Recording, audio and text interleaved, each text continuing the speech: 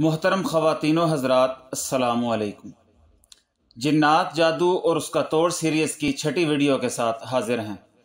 गुज़श्ता video में हमने जिन्नात व शयातीन की दुनिया के 33 अहम तरीन हक़ाइक़ में से पहले 10 हक़ाइक़ पर बात की थी, जैसा कि जिन्नात को देखने, उनकी तख्लीक, जिन्नो इंस में तख्लीक की तरतीब, उनका खाना पीना, रिहाइश के मकामात और मुंतशिर होने के औकात वगैरह शामिल हैं।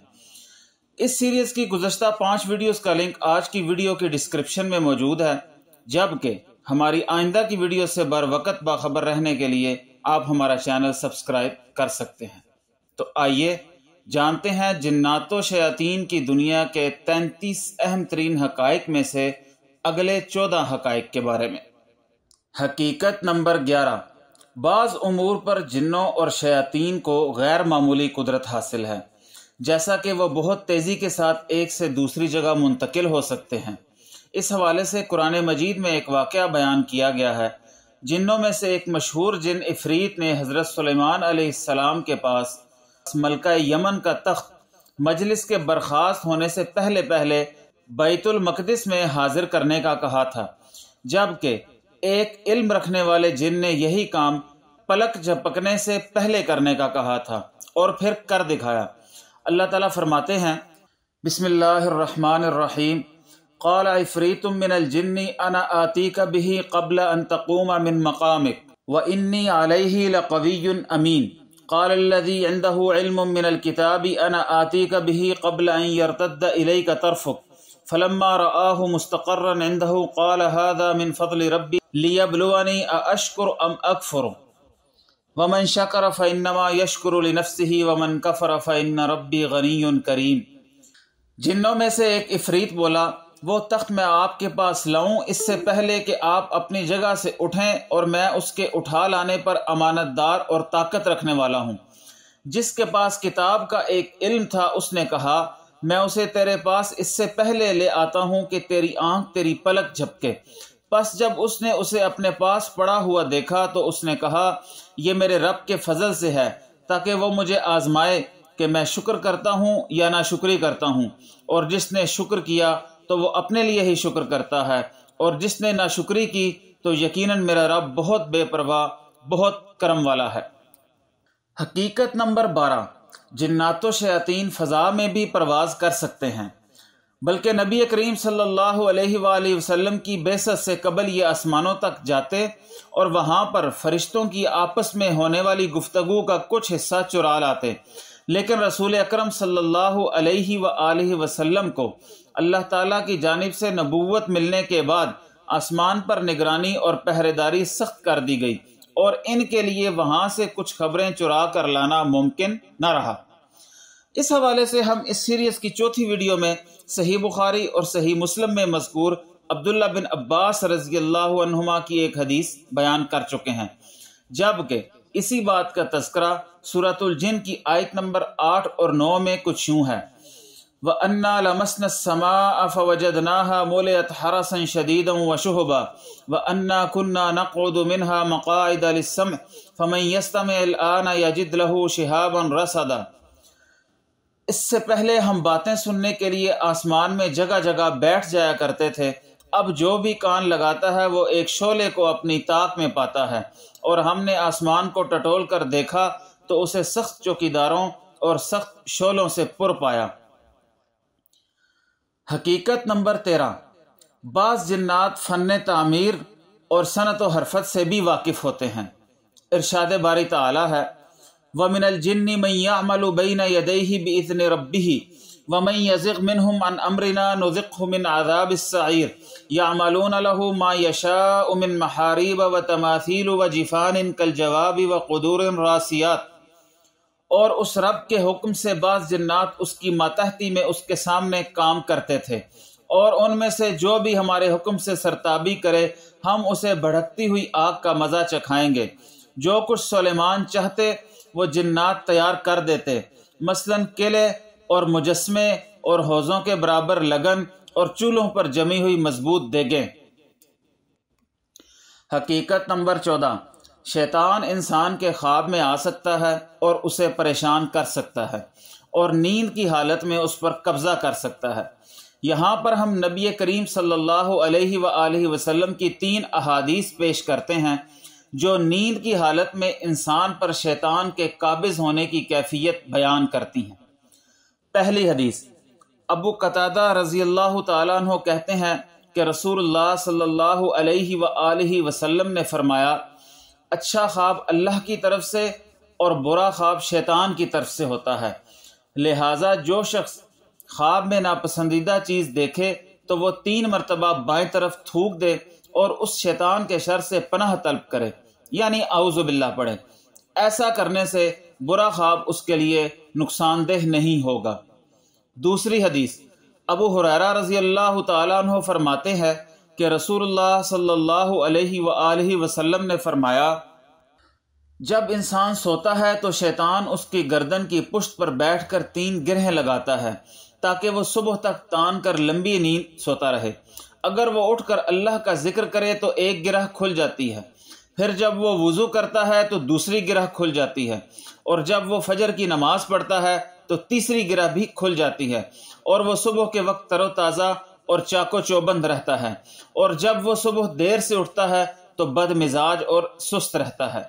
تیسری حدیث، ابو ہریرہ رضی اللہ تعالیٰ عنہ فرماتے ہیں کہ رسول اللہ صلی اللہ علیہ وآلہ وسلم نے فرمایا، جب تم میں سے کوئی اپنی نیند سے بیدار ہو تو وضو کرے اور 3 بار اپنی ناک صاف کرے، کیونکہ شیطان اس کے ناک کی اندرونی جڑ میں رات گزارتا ہے۔ یہاں پر یہ بات واضح رہے کہ شیطان کے مذکورہ تمام افعال حقیقی معنوں میں سر انجام دیے جاتے ہیں، جیسا کہ مذکورہ احادیث میں بیان کیا گیا ہے۔ تاہم چونکہ یہ لطیف جسم کے حامل ہوتے ہیں، اس لیے ان کا حسی اور مادی وجود ہمیں محسوس نہیں ہوتا، تاہم ان کے معنوی اور روحانی بد اثرات ضرور واقع ہوتے ہیں۔ حقیقت نمبر 15، بعض احادیث میں آیا ہے کہ جنات و شیاطین دھوپ اور چھاؤں کے درمیان بیٹھنا پسند کرتے ہیں۔ حضرت ابو ایاز رضی اللہ تعالیٰ عنہ فرماتے ہیں، نبی کریم صلی اللہ علیہ وآلہ وسلم نے ایسی جگہوں پر بیٹھنے سے منع فرمایا ہے جہاں انسان کے جسم کے کچھ حصے پر دھوپ اور کچھ حصے پر سایہ ہو، اور فرمایا کہ یہ شیطان کے بیٹھنے کی جگہ ہے۔ حقیقت نمبر 16، جن اور شیاطین ان مقامات پر جمع ہونا زیادہ پسند کرتے ہیں جہاں وہ آسانی کے ساتھ فتنہ و فساد پھیلا سکیں۔ حضرت سلمان رضی اللہ تعالی عنہ نے اپنی بعض ساتھیوں کو یہ نصیحت فرمائی تھی، اگر ممکن ہو تو بازار میں داخل ہونے والا پہلا شخص اور بازار سے نکلنے والا آخری شخص بننے سے بچو، کیونکہ یہ شیاطین کا میدان جنگ ہے اور وہیں اس کا جھنڈا کھڑا ہوتا ہے۔ مطلب یہ کہ چونکہ بازار میں تمام لوگ ہر وقت خرید و فروخت، اشیاء کی چھان بین اور قیمتوں کے تعین کے لیے آپس میں بحث و مباحثہ کر رہے ہوتے ہیں، تو اس طرح کی صورتحال میں شیاطین جن کے پاس انسانوں کے ذہن میں وسوسے پیدا کر کے فتنہ و فساد کروانے کے بہت زیادہ مواقع ہوتے ہیں۔ حقیقت نمبر 17، بعض احادیث کے مطابق شیطان ابلیس اپنا تخت پانی پر اور بعض روایات کے مطابق سمندر پر سجاتا ہے، جہاں سے وہ اپنی فوج کے شیاطین کو لوگوں میں فتنہ و فساد میں مبتلا کرنے کے لیے روانہ کرتا ہے۔ حضرت جابر رضی اللہ تعالی عنہ فرماتے ہیں کہ میں نے رسول اللہ صلی اللہ علیہ وآلہ وسلم کو یہ فرماتے ہوئے سنا، بے شک ابلیس اپنا تخت پانی پر بچھاتا ہے، پھر اپنی فوج کو روانہ کرتا ہے، پس مرتبے کے اعتبار سے اس کے نزدیک وہی مقرب ہوتا ہے جو فتنہ ڈالنے میں سب سے بڑا ہو۔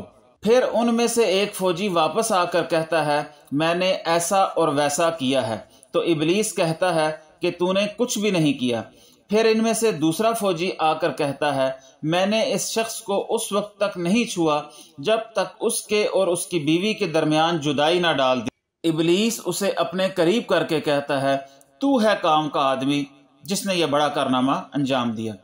حدیث کا راوی کہتا ہے کہ میرا خیال ہے کہ اس کے بعد رسول اللہ صلی اللہ علیہ وآلہ وسلم نے یہ فرمایا، شیطان اس کو اپنے ساتھ چمٹا لیتا ہے۔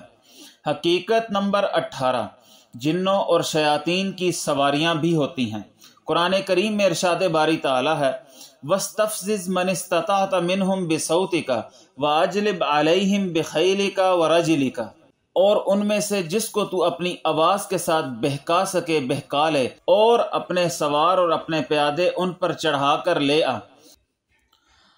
حقیقت نمبر 19، ہر انسان کے ساتھ ایک شیطان لگا ہوتا ہے جو اسے گناہوں اور ظلم پر اکسا سکے، لیکن نبی صلی اللہ علیہ وآلہ وسلم کے ساتھ لگا ہوا شیطان مسلمان ہو گیا تھا۔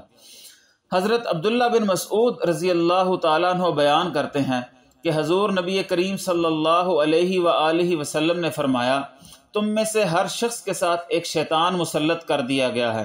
صحابہ نے عرض کیا، یا رسول اللہ، کیا آپ کے ساتھ بھی؟ آپ صلی اللہ علیہ وآلہ وسلم نے فرمایا، میرے ساتھ بھی، لیکن اللہ تعالیٰ نے اس کے مقابلہ میں میری مدد فرمائی، وہ مسلمان ہو گیا اور وہ مجھے خیر کے سوا کوئی بات نہیں کہتا۔ حقیقت نمبر 20، جن اور شیطان میں فرق۔ آیات و احادیث اور ائمہ کرام کے اقوال میں جن، شیطان اور شیاطین، جو کہ عربی زبان میں لفظ شیطان کی جمع ہے، تینوں الفاظ استعمال ہوئے ہیں۔ اب سوال یہ ہے کہ جن اور شیطان ایک ہی مخلوق ہیں یا دو الگ الگ مخلوق؟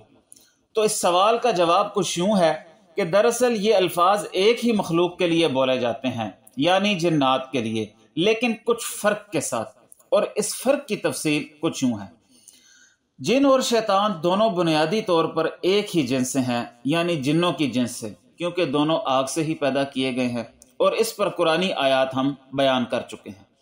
اس لحاظ سے ان دونوں میں کوئی فرق نہیں، لیکن ایک اور جہت سے ان دونوں میں فرق ہے، اور وہ یہ کہ جنوں میں ہر طرح کے جن پائے جاتے ہیں، اچھے اور برے بھی، مسلم اور غیر مسلم جن بھی، جبکہ شیطان صرف ان جنوں کو کہا جاتا ہے جو شریر، برے اور کافر ہوں۔ ان دونوں الفاظ یعنی جن اور شیطان میں بس یہی فرق ہے۔ خلاصہ کلام یہ ہوا کہ جنوں اور انسانوں میں سے ہر نافرمان، سرکش اور باغی کو شیطان کہا جا سکتا ہے، جیسا کہ قرآن مجید میں ہے، وَكَذَلِكَ جَعَلْنَا لِكُلِّ نَبِيٍّ عَدُوًّا شَيَاطِينَ الْإِنسِ وَالْجِنِّ يُوحِي بَعْضُهُمْ إِلَى بَعْضٍ زُخْرُفَ الْقَوْلِ غُرُورًا۔ ہم نے شیطان صرف انسانوں اور جنوں کو ہر پیغمبر کا دشمن بنایا، یہ دھوکہ دہی کے لیے آپس میں ایک دوسرے کے دل میں چکنی چپڑی یعنی ملمہ شدہ باتیں ڈالتے رہتے ہیں۔ اس آیت مبارکہ میں سرکش جن اور انسان دونوں کے لیے ہی شیطان کا لفظ بولا گیا ہے۔ اس کے علاوہ اس بات کی تائید ایک حدیث رسول صلی اللہ علیہ وآلہ وسلم سے بھی ہوتی ہے، جس میں نبی کریم صلی اللہ علیہ وآلہ وسلم فرماتے ہیں، مدینہ کے کچھ جن مسلمان ہو گئے ہیں، تم میں سے جو شخص کوئی سانپ دیکھے تو اسے 3 مرتبہ یہ کہے کہ وہ گھر سے نکل جائے، اور اس کے باوجود وہ اگر نہ جائے تو اسے قتل کر دو، کیونکہ وہ شیطان ہے۔ اس حدیث سے یہ معلوم ہوا کہ نبی کریم صلی اللہ علیہ وآلہ وسلم نے سرکش جنوں کے لیے شیطان کا لفظ بولا ہے۔ حقیقت نمبر 21، محدود سطح پر ایک یہ خیال بھی پایا جاتا ہے کہ شیطان فرشتوں میں سے ایک فرشتہ تھا، اور اپنی بہت زیادہ عبادات کی وجہ سے اس میں تکبر آ گیا، اور اس لیے اس نے آدم علیہ السلام کو سجدہ کرنے کے خدائی حکم کا انکار کر دیا تھا۔ تاہم ہماری تحقیق کے مطابق شیطان کے بارے میں یہ تصور غلط ہے کہ وہ فرشتہ تھا، اور اس بات کے دلائل درج ذیل ہیں۔ قرآن و سنت میں کوئی ایسی واضح دلیل نہیں کہ جس سے یہ ثابت ہو کہ شیطان دراصل فرشتوں میں سے تھا، بلکہ ایک آیت قرآنی اس تصور کے برعکس ملتی ہے۔ آدم علیہ السلام کی تخلیق کے بعد جب اللہ تعالیٰ نے فرشتوں کو یہ حکم دیا کہ وہ آدم علیہ السلام کو سجدہ کریں تو شیطان نے سجدہ کرنے سے انکار کر دیا۔ اس موقع پر اللہ تعالیٰ نے فرمایا، وَإِذْ قُلْنَا لِلْمَلَائِكَةِ اسْجُدُوا لِآدَمَ فَسَجَدُوا إِلَّا إِبْلِيسَ كَانَ مِنَ الْجِنِّ فَفَسَقَ عَنْ أَمْرِ رَبِّهِ۔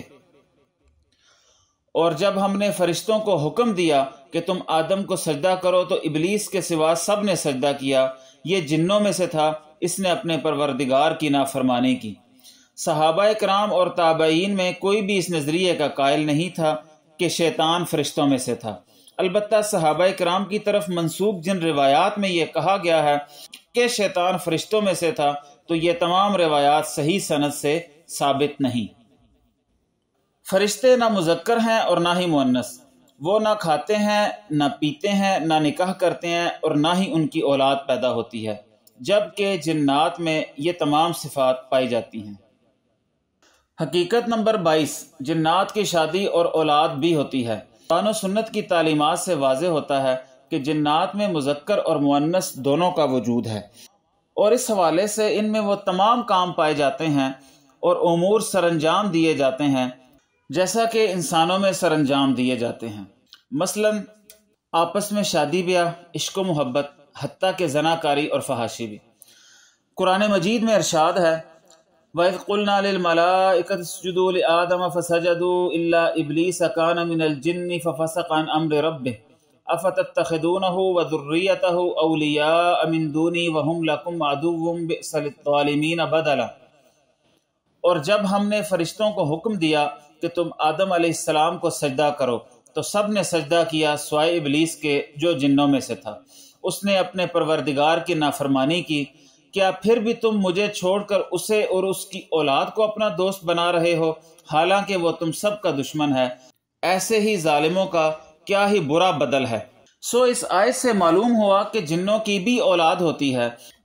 اسی طرح بیت الخلاء میں داخل ہوتے وقت کی دعا بھی اس بات کی دلیل ہے، جو کہ کچھ یوں ہے: اللہم انی اعوذ بک من الخبث والخبائث، یا اللہ میں خبیث جنوں اور خبیث جنیوں سے بچاؤ کے لیے تیری پناہ میں آتا ہوں۔ تو اس دعا سے بھی معلوم ہوتا ہے کہ جنات میں نر اور مادہ دونوں پائے جاتے ہیں۔ حقیقت نمبر 23، جنات کی عمر، زندگی اور موت۔ جنات کی کتنی عمر ہوتی ہے، اس بارے کوئی حتمی بات یقین سے نہیں کہی جا سکتی، البتہ یہ مشہور ہے کہ جنوں کی عمر انسانوں کی نسبت بہت زیادہ ہوتی ہے، اور بعض جنوں کی عمر تو کئی سو سال بتائی جاتی ہے، باقی اللہ رب العزت بہتر جانتے ہیں۔ اور بعض جنوں کی عمر تو کئی سو سال بتائی جاتی ہے، باقی اللہ رب العزت بہتر جانتے ہیں۔ انسانوں کی طرح جنات بھی موت سے دوچار ہوتے ہیں۔ اس حوالے سے 2 آیات اور 2 احادیث ہم بیان کرتے ہیں۔ اللہ تعالیٰ فرماتے ہیں کل من علیہا فان، زمین پر جو ہیں وہ سب فنا ہونے والے ہیں۔ کل نفس ذائقۃ الموت، ہر جان موت کا مزہ چکھنے والی ہے۔ حضرت ابن عباس رضی اللہ تعالیٰ عنہ روایت کرتے ہیں کہ نبی صلی اللہ علیہ وآلہ وسلم نے یہ دعا فرمائی: اللہم انی اعوذ بعزتک الذی لا الہ الا انت الذی لا یموت والجن والانس یموتون۔ اے اللہ، میں تیری عزت کے ساتھ تیری پناہ مانگتا ہوں، تیرے سوا کوئی معبود برحق نہیں جسے موت نہیں آتی، جبکہ جن اور انسان مر جاتے ہیں۔ اس طرح سیرت کی کتابوں میں یہ واقعہ بیان ہوا ہے کہ خالد بن ولید رضی اللہ تعالیٰ عنہ نے شیطانۃ العزیٰ کو قتل کیا تھا۔ حقیقت نمبر 24، جنات کی انسانوں کے جسم میں داخل ہونے کی کیفیت۔ چونکہ خدا کی یہ مخلوق ایسے لطیف جسم کی حامل ہے کہ جسے ہم مادی طور پر نہیں دیکھ سکتے اور نہ ہی قرب و جوار میں ان کے وجود کو محسوس کر سکتے ہیں۔ اسی وجہ سے جنات اور شیاطین انسان کے جسم میں داخل ہو کر اس میں بالکل جذب ہو جاتے ہیں۔ یوں سمجھ لیں کہ جس طرح بجلی کی تاروں میں دوڑتا ہوا کرنٹ، مقناطیس میں جذب شدہ مقناطیسی لہریں، دودھ میں پانی اور پانی میں نمک اور شکر کا حل ہونا، ہوا میں خوشبو یا بدبو کا جذب ہو جانا اور گیلی ریت یا کپڑے میں پانی کا جذب ہو جانا ہوتا ہے، اسی طرح جن اور شیاطین بھی انسانی جسم میں داخل ہو کر مکمل طور پر جذب ہو جاتے ہیں۔ احادیث مبارکہ میں شیطان کا ہنسنا، ہوا خارج کرنا، الٹے قدموں ہٹنا، آگے آنا، دور بھاگنا، پھول یا اکڑ کر بڑا ہونا، سکڑ کر چھوٹا ہو جانا، ماہ رمضان میں زنجیروں میں جکڑ دیا جانا اور رونا وغیرہ بھی ذکر ہوا ہے۔ گاہے بگاہے ان امور کا ذکر آگے اپنی جگہ پر آئے گا۔